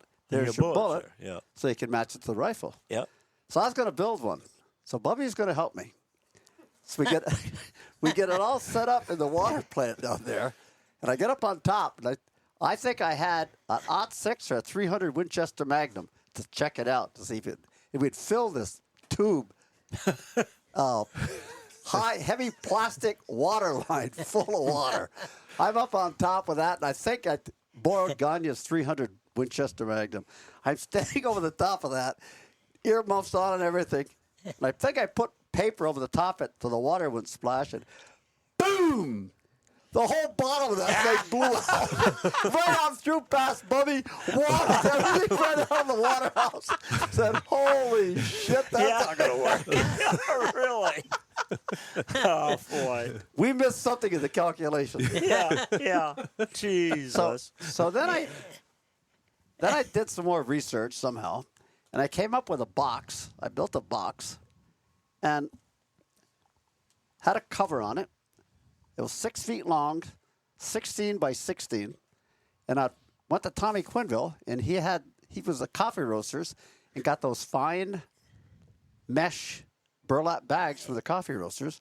So we'd fold those over in 4 and put in a few, put in a piece of paper, fold in, put a few. And we used that. It went all the way to the federal lab in Idaho because our bullets were so accurately caught, you could actually reload them and fire them again. Is that right? Oh, You could yeah. reload them? They were that. They wouldn't mushroom or nothing? They were that pristine. Wow. They would fit right back in all kinds of lands and grooves. Yeah. We gave a video and sent it to Idaho. Wow. Well, the authorities found out about it because we weren't licensed and certified and patented and everything else. Yeah. But I would take that box, almost leave it in the back of my cruiser. That's how much faith I had in it. Get down square like that, and boom. So we'd catch somebody that shot a deer, and I'd said, that's a nice rifle. Yeah. One of the guys was a Parker Hale. And I said to the guy, that's a nice rifle. Yep. You let any son of a bitch borrow that? I'd like to borrow that. You ain't borrowing it. I said, so how about I give you a couple bucks for a couple rounds? I'll just shoot it. Okay. Oh, no. Yeah. Wow. We made a lot of cases with that box. Yeah. Guys were so confident that I couldn't do anything. Mm-hmm. Yep. Son of a gun. Yep. Then you just had to match that back up with the... Oh, yeah, with the known projectile. Yep. Yep. Yep. I had between Bubby and I think we had a 98% conviction rate in the court. Wow. We didn't lose many times. No. A You couple said times we lost there. One time we lost. We shouldn't have never lost that son No, I of know it. that son of a bitch. Yeah. Yeah. That fucking judge shot him. Yeah. You had said Mikey, the decoy, had been shot 104, 107 times. Yep. How many of those cases did you process? Or Every one of them. every one of them? Yeah. Yeah. We stopped. Bubby, remember we were working Northfield with Gerald Papineau? I forget the name of the little dip down. Yeah. Maybe you were there too. I don't know. And I had only brought 14 evidence tags in my pocket. I just grabbed a bunch and stuck in my pocket. So when we got done, we had to stop the operation because we had confiscated so many rifles. I had run out of evidence tags. And the local warden said there's not that much activity on that road. So he was on vacation to go deer hunting or something. Wow. And Gerald approached me. He said, Gordy, we need to get those decoys over there. So Bubby and I went over. And 3 out of 1 car. 3 guys out of 1 car. Holy shit. Yeah. Yeah. Really. Can you imagine if you'd had any of that on video back then? We had a lot of it. Oh, you did? Yeah. We had a lot of it because I had got Tommy Quinville was doing the filming for us. He had a video camera, and we had so much footage of my cases that somebody found out about it, and we'd submit the footage, and some guys even wanted to watch their own footage. And Bob Rooks was the chief warden at the time, so they sold the footage to somebody in California. They gave him a regular TV filming camera for that footage. So then Bob Rooks, the colonel, he was our supervisor for a while, and he wanted to know when we were running in the next one. He would take off and go with us. And they had some beautiful footage. Yeah. Yeah. Yeah. The lousiest film I ever had was on Bragg Hill, Oh, Jesus Christ. Yeah. and that was a Vassar boy, Yeah, Donnie Bassett. Donnie Yeah, Vassar. Vassar. I was there that day. I worked with him. Yep. So Go ahead. Patterson, remember Scott? Was Scott down, Patterson. was down at the church. Yep. That was Jack So- Patterson's son. Yep. I remember. Ed's His son. Ed's son. So Oh, we're down at the was there a church, Jack we're- Patterson Yes. that had Jack a was- son that was a boxer or something? Yeah, that was the old man. That was the old man? Yeah. Steve, put the- Okay. Yeah. Yeah. Oh, tell that story. So yeah, me and Scott Patterson were down at the church. We were sitting there, and all of a sudden we hear, boom. Then you hear, boom. Like, what in the hell was that? Well, they call and said, well, we've got one coming to you. So they come down, and it was Donnie Bassett. I was like, oh shit. So Scott gets him in there, and right then Gordy says, oh yeah, he shot a hole in the block of his truck. That's the one that's the one that went up on the hill there and Up on number- shot down through the transmission. Yeah. Yes. Yeah, that Yeah, they were getting ready to run, Yeah. but the truck quit because they shot a hole through the block. I was chasing him, and I'm chasing him, and the gun goes off, and it's a poop. And Tommy Quinville's filming, and as soon as the shot goes off, he thought they shot me. The camera starts going just like that.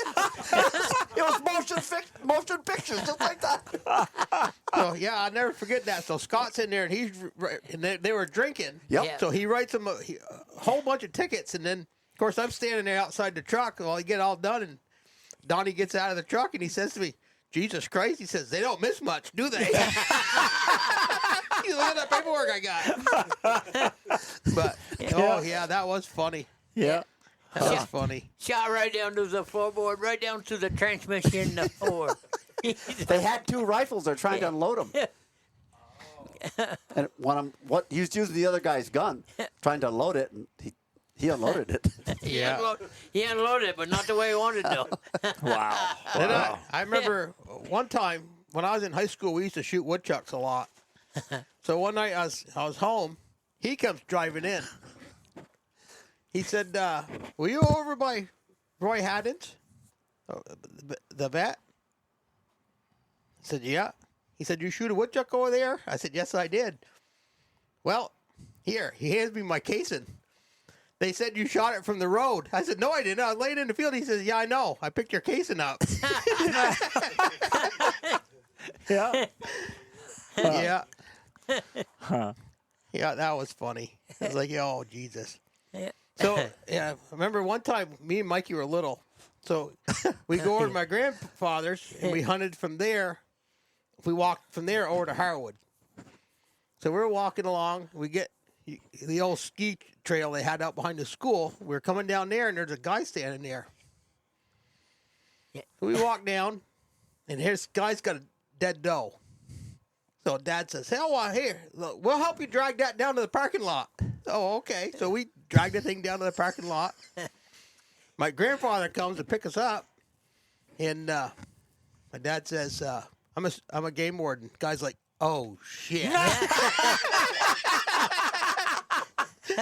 We heard the shot, remember? Yeah. So we kept walking towards it where that shot was. Oh, boy. Yeah, and the guy's like, "Oh, We shit." didn't know what we were going to. Just heard the shot. We thought, wow, shit, somebody got a buck or what? We get down there, and there they are. They're dragging that doe out. Yeah.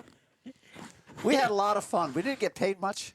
I was working construction when I was coming on at a foreman down at Queechee at $5.50 an hour, and I took the game warden job for $3.25 or $3.35 an hour. And you were 34 years, you said? 35 and a half. 35 and a half. Wow. That's a long time. It is. I guess God, so. we used to have a lot of fun, though, didn't we? We did. Go to the Bethel, the goddamn school, you know, for deputies. You get down there and come back, and Gordy Irish was there. And we used to torment his poor wife, that poor woman. And son of a bitches, they got a dead coon, put it in their goddamn bed. Oh, Jesus Christ. Honest to Christ, some of the things we used to do. I used to hear. How she'd say, "You sons of bitches." Then she was planting her garden. She had all her tomato plants in. So I did a marijuana raid somewhere, and I found a bunch of short marijuana plants. We took them all up and put them right in between all the tomatoes. Then called one of the troopers. Oh, and the trooper goes up and goes, "What the hell is this?" I'm Bob Davidson. Yeah. Yeah. Did she know that you had put them in Oh, there? yeah. Oh, yeah. yeah. Just all set up. Yeah. Oh, we used to torment her awful. God Yeah. Almighty. That woman, she was. She was a sweetheart. I'll tell you She that. was. Yeah. We'd come back.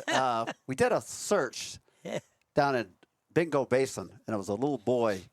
He was 16 years old. We found him dead on top of the mountain, Gordy and I. And the troopers were all going to a Christmas party, but he'd been lost since the day before Thanksgiving, and they were having an early Christmas party, but they had to go to that. Mm-hmm. They screwed the search up on Saturday. We'd have found him alive, but we found him Sunday night late, and we'd be doing something. If Joanne heard you coming back, she'd make lemon meringue pie, apple pie, brownies. Shit, we'd go in there. That was that coffee stop. Yep. Really. So it was so much of a coffee stop. Gordy Irish was the farmer and my deputy. I was Gordy Marcel, and a lot of poachers thought I owned the farm. Because the cruiser was always there. Yeah. So if I needed a personal vehicle, I just parked the cruiser, take Joanne's Who was car. Gordy Irish? I remember that name, but where did he live? If you go through the covered bridge in Waitsfield, Oh, Waitsfield. Waitsfield. Down there? Waitsfield. I'm No, not yeah, he's familiar. up on Not- Waitsfield Common. his father was familiar in, with- I remember that name. his father was in legislature His- and was commissioner of agriculture. Ed Irish. Ed Irish. And he was Ed- in, he was in legislature and stuff. He was an agriculture. Yeah, he was an Oh. commissioner for In fact, he quite a while. put the He used to law raise through. potatoes. Oh, yeah. Also, Oh, he did, my yeah. mother used to go over there and Oh. Yeah. in the fall there when they were digging them and work off the digger there Yeah. to put Yeah. them in the bag. Yeah. Yeah. He was in legislation when they passed in 1964 when you can't shoot from the road anymore out of motor vehicle.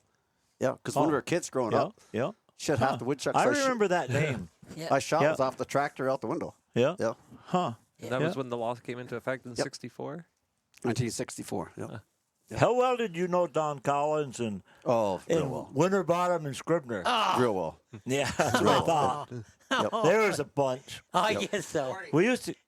tell him about when we went to Montreal. What Scribner did to that car was I can believe it. I can believe it. You tell him that. Scribner would do anything, and Winterbottom too. So all the wardens, we went to the Expos game, Montreal, and get done. And it was late. It was like 10 o'clock at night, and we're all walking down the street, and this car's coming by. Well, George Scribner jumps out and he slams his hand on the trunk of the car, and he falls down the street. And he's hollering, "I'm in hand! I'm in hand!" He said, "Call the ambulance." That sounds like it. That sounds like And it. that guy in the car never stopped. He kept right on going. And I was only like 12. Yeah. Oh. You couldn't win the bars we went into. Yeah, well, I was only 12 years old. And it's like, oh my God. That's funny. We had a girl at the table. You must.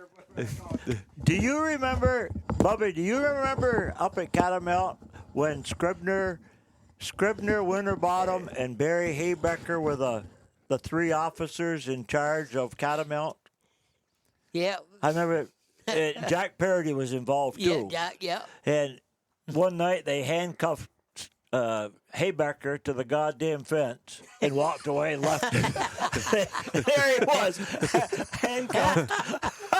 And then another night, it was on a Thursday night, and the Barton Fair was just starting. It was going. I'd never been to the Barton Fair, and Scribner and Winterbottom hadn't either.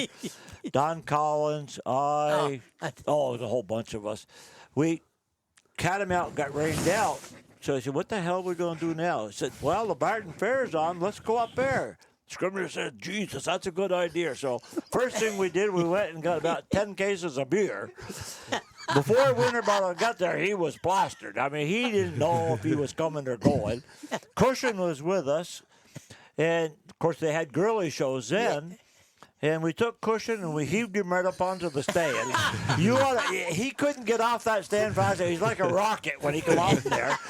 And by the time we got home about 4 the next morning, Scribner, Winterbottom, he didn't have a clue if he was in Milton or in Florida. He had no idea where the hell he was. That's an awful crew when they get together. Oh my Jesus Christ! They do anything. Yeah. Then we go, anything. and then when the fish were jumping in Orleans coming up, Scribner, of course, not Scribner, Don, he could catch a fish out of a mud puddle. Yeah, he could. It didn't make no difference where it was. He could catch them. And he'd tell us what, you got to have this lure, you got to have it. Well, I'd go and I'd buy every goddamn lure I could buy. And we go up there, and I could see the fish, but I couldn't catch them. And I was fishing this one fish, and it was about that long. And I bet I fished that fish for an hour.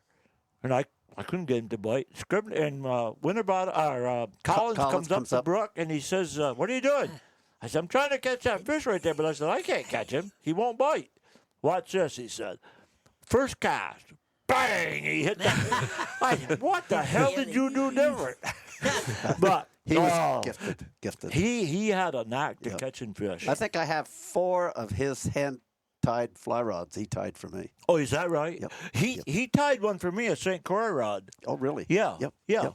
And we went to Michigan one year. Yeah, I did 2 with him. Yep. Yeah, we went out there. We went to Michigan in the Little Manistee River. Yep. And me, there was Leo Levine. Levine. Yep. He worked for the radio station. Yep. He could catch fish just like they could. I said he could always catch fish on the interstate. He could. Yep. And Scribner and I, we were like a fish out of water. We fished all week. I caught 1 fish all week, and Scribner didn't catch any. And Leo, he'd catch one of them big long basses, and Scribner's pretty near crying because Leo let him go. Don't let him go. I'll take him. He said. Oh, we had a good time. So you know that night in Montreal, we were at a girly show, and the girl's trying to get dressed, and her panties are wet. And I said to the girl, no wonder. They bent while you were dancing. They were in Scribner's mouth the entire time. Yeah. Oh boy. Oh, he was crazy, bastard. Oh, yeah. He was carrying a piece that night. Oh, I'm sure he was. We're in Montreal. He's got an ankle gun on. Oh, I can't believe it. Them guys would do anything. Yeah. So we had a couple senators and a couple representatives. The bus was supposed to have been back in Burlington at whatever. Right. We took up. They found another keg of beer. The hat was up back. It was running right down the aisle. They took another collection of like $800 for the bus driver. We never got home to daylight. I can believe that. What a party! I was so goddamn mad. You guys, because you took him and Stevie. She ain't never forgot that. Boy, she'd tell you about that. Says, I gotta kill them guys. Well, the plan didn't work the way it was supposed to. I had to call around and find out what the score was of the hockey game so I could tell my wife. She was checking on the radio. Yeah, really. Yeah, them days were something. Yeah. Oh. She just absolutely loved Don Collins. Don was a nice he come guy. up here He was 2-3 times, and she just absolutely loved that guy. Yep. When I was growing up, I was just a young kid, and up in the river in Milton, I always wanted to shoot ducks. So I went up and I built myself a blind in the marsh there, and I didn't know one duck from another. And I'm all by myself out there. This is during the week. I wouldn't go to school. I'd go hunting. I'd rather the hell with that. So I'm out there, and I shoot. This duck is coming down the river, swimming down the river. Boom! I shoot him, and I go out and get him. And I come back to shore, and who comes out is Collins. He comes out of the weeds. He said, "You got a duck?" I said, "Yeah, I got it. I just shot this duck." And it was legal to shoot him, but it wasn't legal to shoot that kind of duck. And he says, "You know what you got?" I said, "Yeah, I got a duck." He said, "Yeah, you got one that you ain't supposed to shoot." I said, "You ain't supposed to shoot that one?" He says, "No." he said, just take him over and bury him in the weeds, he said. And he said, don't shoot no more of them. You ain't supposed to shoot them. I didn't know one duck from another. They carry little signs that goes mallard. Yeah. It wasn't a mallard. It was a fish diving duck. Oh, yeah. Probably. But I didn't even know he was there. Probably I thought I was all by myself. I was so proud of that duck. Yeah. One morning I went, when I lived right in the village there, Collins, he'd come every Saturday morning, he'd come to the house. And I'd get up early that morning, I went goose hunting. And Jesus Christ, I shot 3. You're only supposed to shoot 2. Well, you're thinking of other people, going to give it away. Yeah. Well, so I brought them home, and I had them in the garage. And I'm in the garage, and I'm doing something, I don't know, and I hadn't cleaned them or nothing. The garage door opens, there's Collins. He said, Jesus, you had a good morning this morning, didn't you? I said, yeah. He says, I'll take a couple of them, he said. And he did, but he didn't care, you know. But, oh, shit. I'll tell you, that boy, he had his hands full with Winterbottom and Jesus Christ! Little John. Him and Scribner and Winterbottom. That was a full-time job just watching them two. I know it was. And he said to him one day, he said, "I got a full-time job. You're just watching them guys." I know. And Cushion, of course, Cushion was kind of his right-hand man, but he was telling me one night that they set up out our way on the Cataract Road. They were jacketing. The guys were jacketing out there, and they knew it. So they went in early in the afternoon. They drove way up in the top of the field. Stayed up there? Up in the field and hid the cruiser, and they sat there, and they could look down, and here come this car about 3 o'clock in the morning. He come along, and he shot, and Jesus Christ, they started down through the field with no lights on. Didn't know there was a cellar hole there. Oh. Drove right in the frickin' cellar hole. Cruiser and all. Both them are, and the guy never knew they were even being chased. Cushion said, here we were. I heard that we didn't even know that it was there. Yeah, so I took a call a lot of years ago in the early 70s. Lionel Fisher and McKnight were on days off or something, and I came to Ripton to a camp, and it was like Thursday night before rifle season. So I finally found the camp because there was no GPSs and all that. I'd found the camp. There's a lot of cars there. So I'm out in the parking lot with a pen light, and the word was they had shot a doe, and the wives were talking about it. Oh. Told somebody else, and that wife had called it in. So I wanted to have every registration number I could possibly have. It's way before cameras. I mean, camera with a flash. Yeah. So I got as much information as I could. And I think a guy came out to take a leak and saw me or something, so I had to go in. And the camp's full of people.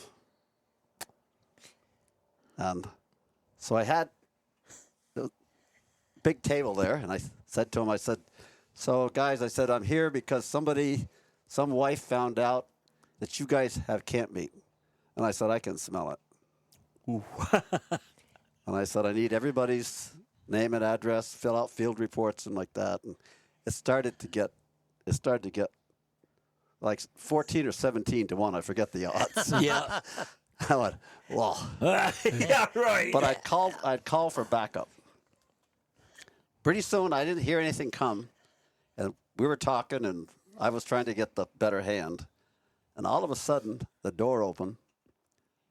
And this figure of a man walked into that door. And it was Scribner. Oh, Jesus. He's big enough. Yeah. And I turned around and said, hey, George. I said, well, the numbers are getting better. And I said, the cavalry's on the way. Yeah. Oh, my God. They were Scribner and good him. group of guys. I mean, they did nothing wrong. I mean, a doe for opening weekend with 16, 17 guys, that was pretty status quo. Yeah. Back then. So I said, I need everybody's field reports. And I said, I'm going to go for a walk. It's too far to drive in for coffee. But I said, you guys are going to throw darts, play cards, spin the wheel. I could give a shit what you do. But we're going to have it. When I come back in, we're going to have a camp cook for next year. Yeah. That's good. That is good. Oh.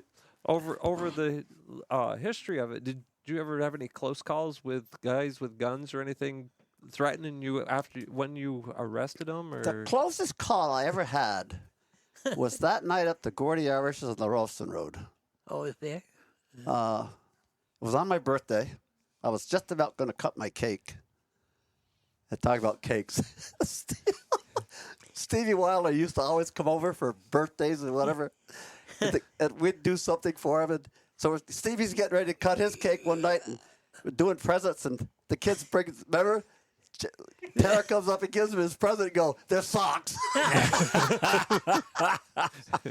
So I got the call, and I go up, and I drive down the Ralston Road, and I check, and I could see fresh alterations in the road. So I go down there. I said, I don't want to turn this son of a bitch cruiser around. So I drive down further, and I get the cruiser moving, and I back right back to those tracks. There's a little gravel pit. And I back by, pull down that gravel pit, run up on the bank and get a hemlock bough off an evergreen, and I go out on the road, and I switch all my tracks out and try to make it look as close as it was when they... And I sat there for quite a while, and I'm listening and listening and listening. And nobody's moving.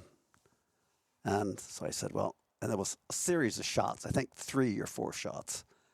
And I look around in the door, in the barway going in, and I couldn't find anything. Heavy truck tracks. I go out in the field just a little ways, and I cut my light.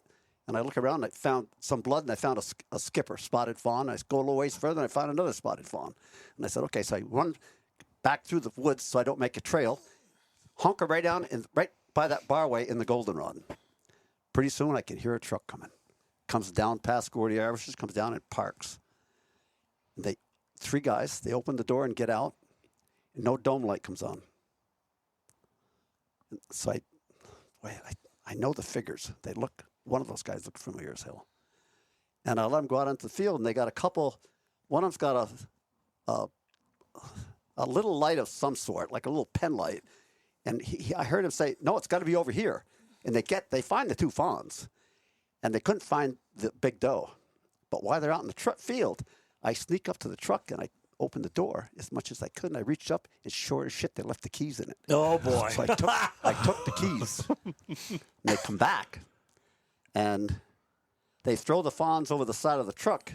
And I jump up with the goldenrod, and I had Old Glory already in my hand. I said, State Game Warden, hold it right there. And I put the light on them. And so they could see my handgun, too. And I recognize it as Stub Cubitt, Tim Perry, and Mike Perry. And I reach up and get my radio, and 953 Middlesex, 953 Middlesex, and nothing. And I see them look at each other. And there's no backup coming. And so I round them up, and I said, we got to go up where I could get better communication. So we had to walk up the Ralston Road. And there's a big bank on the right-hand side, and they kept trying to go that way. And I took Stub Cubitt by the shoulder like that, and I put it right in his fucking ear just like that. Yeah. And I said, we're going all the way up that fucking road, and I'm going home tonight, and there's going to be 3 of your fucking carcasses in the road. That cured it. That's the closest I've ever come to. Yeah. Yeah. You know, Huh. Wow. One of the only times you ever carried your gun with you. I know. Shit. Bubby and I ended up on a complaint of a moose down, and we had qualified that day. All my guns are down on the freezer. And I reached in the back seat, and I shouldn't tell this story of that. And I find my 1022, and it's a huge bull moose up at the fishing game club. And there's people around, and I go, shit, this is going to be a horror show. So, and he got his back broken, but he can still move. And I get right up as close as I can. I'm going to clean his ear out. I put it right in his ear. It's got 10 in it. And I just kept pulling the trigger. Oh. And it was like a bumper jack going down. every time I pull the trigger, he'd give a little bit more. Oh, boy. Yeah. Your gun belt was always in your truck. I know. He never wore his gun. No? No. Very seldom. Huh. No, he'd leave it in the back seat of his truck. Huh. Wow. We got there we got there. We got there one night, and numbnuts, Dennis. Yeah. He was a trainee, and he wanted more authority, so I let him use his truck. And so Bubby and I were home. Bubby was here. I was home, and he was up on Bragg Hill, and he saw some guys shining. So instead of arresting them for spotting and locating, he was going to follow them to see if they jack a deer. That's against statute. You can't allow the violation to escalate. When you see somebody run a stop sign, you say, well, maybe they're drunk. I'm going to follow them for 10 miles. You can't charge them for that stop sign because you changed what your PC was going to be. You know. Okay. So Yeah. anyways, so he follows them, and all of a sudden they pull into a dooryard to a camp, and there was 3 or 4 vehicles there. And next thing we know, he's screaming bloody murder for backup. And I got 4.5 miles at 75 to get there. Bubby's got 20 miles to get there. And I got there, and I call for more backup, and this guy's giving me a lot of shit. I can't remember if I had my gun on or not. And I said, I knew where they're from. They're from St. Albans. And I said, you guys got any buses in St. Albans? He said, yep. I said, you know who drives some of those? Boy. And I said, well, you got to make some phone calls. And have those buses go pick up all your friends. Because about 14 in that camp. And I said, because right now, you don't have enough people here to kick my ass. Wow. I was hot. I was so mad at Dennis, he'd have been the first one I punched. No kidding. And then the troop, Bubby got there, the troops started arriving. And, we separated the chaff from the seed in a hurry. But, I walked up to that big guy and I said, you don't have enough like a goddamn fool. I mean, you never knew what he was going to do. No. We went up by Vassar's that night. Remember that camp up on top? Yep. He get up there, and he goes up, and he's pounding on the door. And he said, told them to open the goddamn door. And they didn't. He said, I heard him let a war whoop out. He said, let me tell you something. There ain't enough of you son of a bitches in here. I'm coming through that door. You either open it or I'm coming through it. I'll never forget. I said, holy shit. What are we getting into here? I'll never forget that. Jesus Christ. boy. Jesus Christ, Gordon. You know, only you and I here. And then about 100 of them back in the camp. Wow. They did. They did. Yep. They opened it. Oh, they opened it. They did. Oh, yeah, they did. Yeah. He said, they ain't enough of you, son of a bitches. You got some. Oh, You guys went God. to the bar down in Burlington and get Bobby LaFave one night, didn't you? Oh, yeah. Yeah, him and I went in there. Yep. Went in that back room there. I'll Yep. tell you what, that was a scary goddamn deal. Whoa. Down on North Street. North Street. North Street. Yep. Probably, yeah. We got He through was this a boxer, right? This, Yep. Yeah. this bar stools, and boy, there's some ugly looking sons of bitches. Oh, in there. yeah. And we kept going, and I said, man, oh man, we're going to be between these guys before we're done. And even then, they come out. They did. Yeah. Yep. Yeah. He said, you're coming with me. Well, you went- guys got him quite a few times, didn't you? Bobby Yeah. LaFave? Yeah. I remember hearing that name. He stole a deer. He what? He stole a deer up in Dalesville. Stole it? He stole it. Not John Bernasconi. He filmed for GE, filmed bullets in flight. Oh. I can't think of John's last name. They had a camp up there. He shot a nice buck down in Roxbury like that. Nice buck. They had it hanging up, and Bobby LaFave and his crew stole the buck. Oh. They cut it down and took it. Yep. Huh. And I got some leads on just who was hunting in the area, and figured out it was Bobby. Yeah. So we went to get Bobby. We found the deer.